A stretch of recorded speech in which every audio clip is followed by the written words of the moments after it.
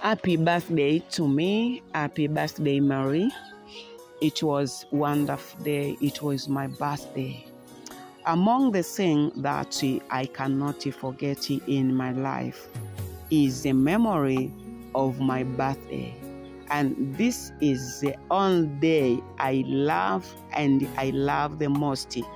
This year, I have been in Kenya for 2 days, and I did not think at all that I would celebrate my birthday day. But by the grace of God, I found God's family, which is the people of Kenya. My God bless Kenya for loving me. Kama unavyoona hapa, nimejawa na furaha nikiwa shuleni. Shule yetu inaitwa Kaleo International Bible. Siku yangu ilikuwa ni siku ya baraka. Maandiko nasema kila mahali zitakapokanyaga nyayo za miguu yako nimekupa wewe. Basi Bwana akanipa Kenya, Bwana akanipa ndugu, jamaa na marafiki.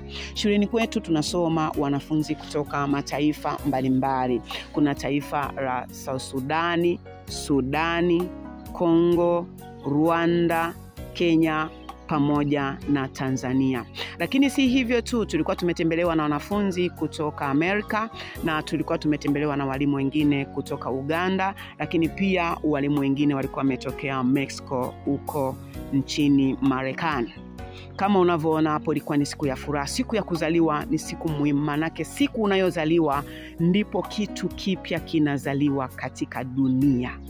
Basi wageni wetu kama unavyoona hapo, wa kwanza anaitwa Teacher Idi kutoka Uganda, Madam Caroline missionary kutoka Amerika lakini anaishi Afrika, Pastor Pare, tuna Pastor Chris, tuna Teacher Cameroon, tuna Pastor Don pamoja na mke wake Madam Jackie, tuna Bishop Sami from Kitare, tuna Pastor Mrongo from Kitare, tuna Mr. and Mrs. Pare. Hii ni wanandoa ambao ni wanafunzi lakini walikuwa wamekuja kujumuika pamoja na sisi. Tuna Madam Tina ambaye ni mwalimu wetu, alikuwa ni mwalimu wetu wa kwanza kabisa. Lakini tuna Madam Caroline ambaye yeye ndio mlezi wetu, lakini tuna mchungaji wetu ambaye ndio principal wetu, anaitwa Pastor Peter, pamoja na watu wote ambao walikuwa wamejumuika pamoja nasi. Ulikuwa ni usiku mzuri, usiku wa baraka. I was happy and happy again. So namtukuza Mungu na kumbariki kwa ajili ya siku hii. Mungu awabariki sana.